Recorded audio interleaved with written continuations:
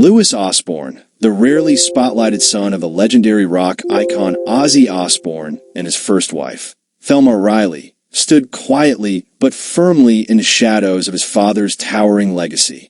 Known more for his work behind the turntables than in front of cameras, Louis carved his own identity as a DJ, record producer, singer, and actor.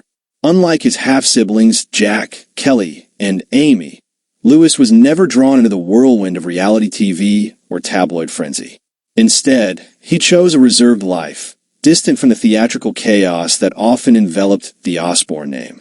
When the world lost Ozzy Osbourne on July 22nd, 2025, Louis's reaction reflected the same subtlety that had defined his public presence for decades.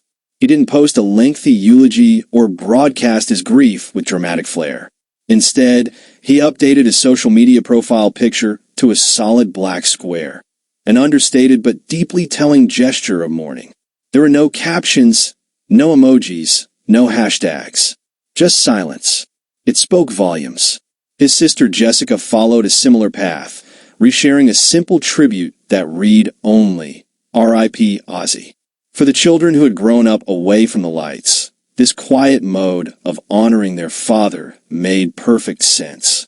Yet despite his discreet demeanor, Louis had never been detached from his father's life. In the weeks leading up to Ozzy's death, Louis had spoken candidly about the emotional weight he carried during Ozzy's final public concert, a grand farewell held at Villa Park in Birmingham. Louis described the show as a heavy experience, something he had approached with a mix of anxiety and hope. As Ozzy took the stage, battling frailty and disease,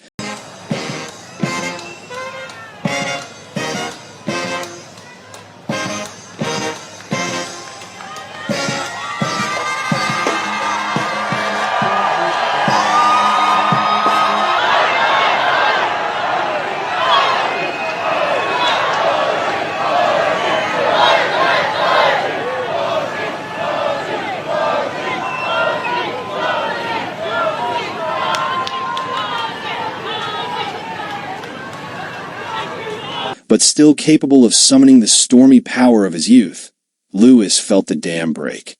He sobbed, not for show, not for the crowd, but for the man who had poured his soul into rock and roll for over half a century. That final concert, to Louis, was more than just a performance. It was the closing chapter of a 57-year journey that demanded dignity, reverence, and closure. And it delivered all three.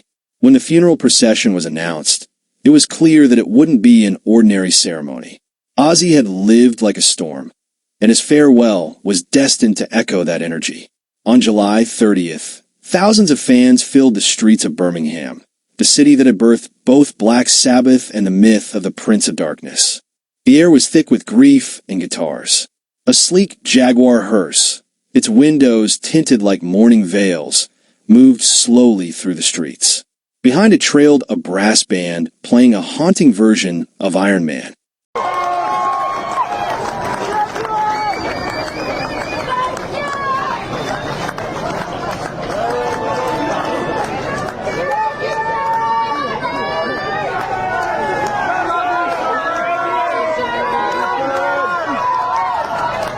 Flowers lined the Black Sabbath bridge bench, now transformed into a shrine. Letters, tattoos, candles, and crosses filled every corner, a city's collective grief laid bare. Amid this overwhelming sea of emotion walked Louis. Beside him were his half-siblings, Jack and Kelly, his stepsister Aimee, and Ozzy's widow, Sharon. But Louis was not lost in the crowd.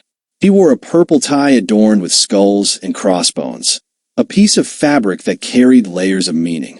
Purple, a color often linked to royalty and death, was one of Ozzy's favorites. The skulls symbolized the aesthetic of the heavy metal genre his father helped pioneer. That tie was more than clothing. It was a message. Louis did not need to speak. The symbolism around his neck said everything. Each family member had come adorned in a piece of Ozzy's legacy. Sharon wore her husband's wedding ring on a chain around her neck.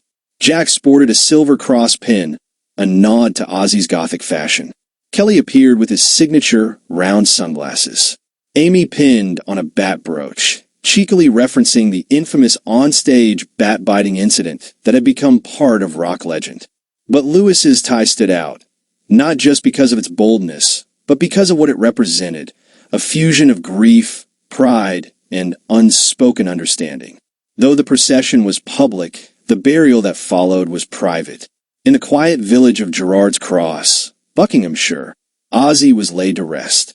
It was a modest, deeply personal ceremony. There were no paparazzi, no screaming fans, just family, old friends, and a few of the musicians who had shared Ozzy's journey through the flames of fame. Lewis was there too, still quiet, still dignified, but present. His presence alone was a statement of love and legacy. Through all this, Lewis never once asked for attention. He didn't post long reflections. He gave no interviews after the burial. But those who were watching closely could see the depth of his mourning, the strength of his loyalty.